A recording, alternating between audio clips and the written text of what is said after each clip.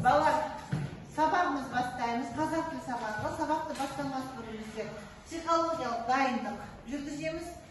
Бүгінгі сабағымызды жақсы көңіл күйменен өткізу үшін мынадай көңілді смайликтер арқылы сабағымызды бастаймыз. Келеміз, өзімізге жақсы көңіл күй жинаймыз. Келеміз.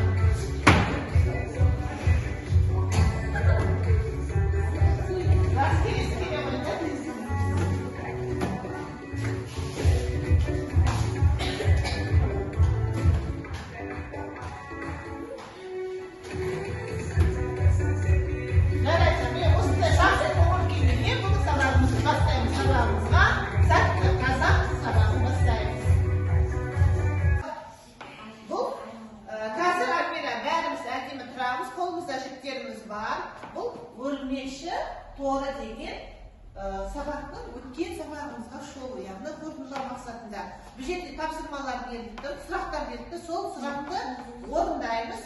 Кім сұраққа жауап береді, мына жіпті орап алға қарата жүре береді. Бұл өрмекшінің торы. Ал бұл өрмекші торының мақсаты балалар татулықта, бірлесе отырып осы үй тапсырмасын қорытындылау. Бірінші сұрақ, бірыңғай мүшелер дегеніміз не? Кім айтады? Не айтады ол, Аяжан? Сөйлемде бір ғана сұраққа жауап беріп, бірдей тұлғада тұратын сөйлемдер мүшелерін бірыңғай мүшелер айтаймыз. Жақсы, екінші, бір орап қолыңды. Екінші, қандай қызмет атқарады? Айтады Медина.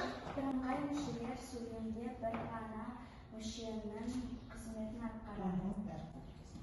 Қандай сөз тағынан болады? Кім айтады? Айтады ол? Бәрі бір сөз тағынан. Бір сөз тағынан болады. Қандай сұраққа жауап береді балалар? Қандай сұраққа жауап береді? Қанша сұраққа жауап береді? Бір ғана сұраққа жауап береді екен. Олардың арасында қандай төсбелгі қойылады балалар? Үтір ғой, олардың арасында үтір белгісі. Қане, кімге жауап берді? Алдыға орап-орап шыға беріңдер. Міне, Альмира Герасимовке тауыпты. Ботагөз, Аяжан, міне біздерге берілген тапсырмаларды біздер қаншалықты кімнің жақсы түсінгенін білді. Жарайсыңдар, отыра қойыңдар. Енді балалар, бүгінгі сабағымыздың тақырыбы сонымен сөйлемнің бірыңғай мүшелері. Бұл кеше бастадық, бұл екінші сағатымыз. Оқу мақсаты мәтіндегі негізгі ойды анықтау, бірыңғай мүшелерді табуды үйрену. Ал бағалау критериялары сөйлемнің бірыңғай мүшелерінің ережесін біледі, сөйлемнің ішінен бірыңғай мүшелерін таба алады, бір ғана сұраққа жауап беретінін біледі. Әр бала сұраққа жауап беру барысында мынадай гүл күлтешелерімен не істейміз? Марапаттап отырамыз. Сонымен балалар, ережеміз бұл бірыңғай мүшелердің сөйлемде бір ғана сұраққа жауап беріп, бірдей тұлғада тұратын сөйлем мүшелері бірыңғай мүшелер дейміз. Бірыңғай мүшелер сөйлемдегі бір мүшемен ғана байланысады. Мысалы, әсем демалыс кезінде көрмеде, мұражайда, театрда болады. Бұл жердегі бірыңғай мүшелер көрмеде, мұражайда және театрда деген сөздер екен. Сөйлемдегі бірыңғай мүшелер арасында үтір қойылады. Бұның жаңа өрмекші торы жасау арқылы осы үй тапсырмасы бойынша мына сұрақтарды қамтып ережені еске түсірді. Оқулықпен жұмыс жасаймыз. Бірінші топқа 27-ші жаттығу. Бұнда Q кестесі бойынша жұмыс жасаймыз. Алдарында кесте бар. 5 жаман іс пен 5 жақсы қасиет. Бұл бізде 27-ші жаттығуда ғылым таппай мақтанба Абайдың өлеңі арқылы беріп сондағы 5 асыл іс пен жақсы жаман істі естеуіміз керек, кестеге түсіруіміз керек. Оқып жіберейік қой, бұтамыз оқып. Ғылым таппай мақтанба, орын таппай бақтанба, құмарланып шаттанба, ойнап босқа күлуге. 5 нәрседен қашық бол, 5 нәрсеге асық бол.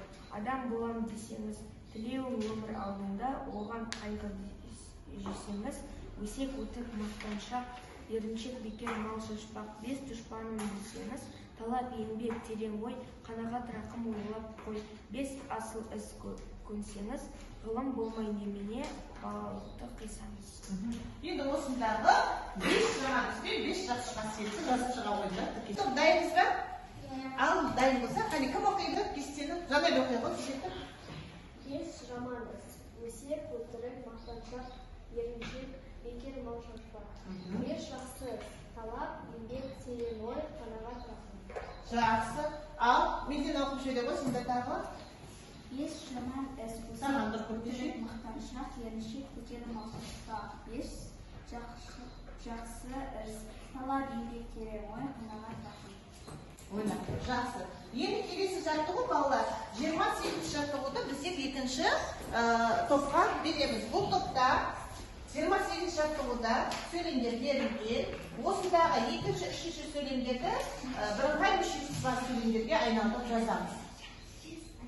Мәтінді кітаптан қарай қойыңдар 28 жаттығуды. Қане кім болды? Олды аңсаға?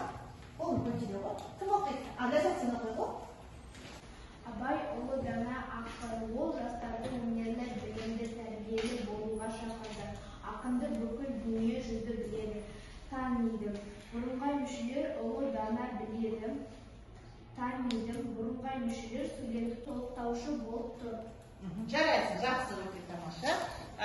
Ләззатқа бір көмектесесің, береміз. Сұңқардан топтан балалар 30-шы жаттығу бізде шығармашылық тапсырма. Көп көздегі жасырынған өлеңді оқисыңдар. Мына көп көздегі жасырынған өлеңді оқи қойда, сосын жазып маған айтасыңдар. Ал бастай қойда. Енді балалар, сабақтың соңына кіріп қалдық. Енді бірыңғай мүшелерге байланысты бал арасы ойнаймыз. Мына жерде гүл күтелерінде жаңағы бірыңғай мүшелі сөздер бар екен. Бұл аттауышы қолымыздағы мына араларды сол күтелерге қойып, бірыңғай мүшелдегі сөздерге қоямыз. Қане, кім шығады? 3 қатардан үшеміз шыға қойып, Қазбек шыға қойып, ана қатардан Мансұр, мына қатардан Диас. Ал, Диас бірінші бастай қойып, кезектес тұрамыз, мына жерге тұра қойып. Бірінші сөздегі бірыңғай мүшелер қайсысы? Сұлу, сосын көркем, сосын әдемі. Сұлу, көркем, әдемі. Диасқа шапалақ, 1, 2, 3, Қазбек, батыр, батыл, сосын қайса, жарайсың. Қазбекке де 3 шапалақ. Мансұр, абырой, ата, даңқ деген мінеке. Бұған Мансұрға 3 шапалақ. Бұл бізде бірыңғай мүшелерді тапты.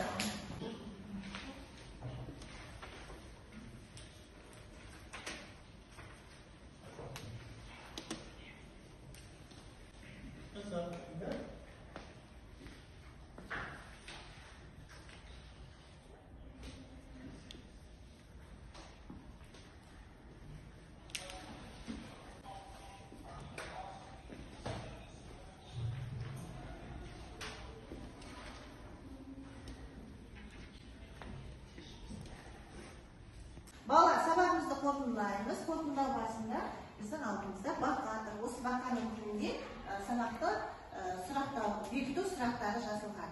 Қане, кім шығып сол сұрақтарға жауап бере алады? 3 қатардан 3 оқушыға қояйық. Медина шықсын, сосын мына аңсаға шыға қойып, сосын Аяжан алып келіп, бірінші аламыз. Бастай қой Медина. Бірінші түрді сорып ала қой.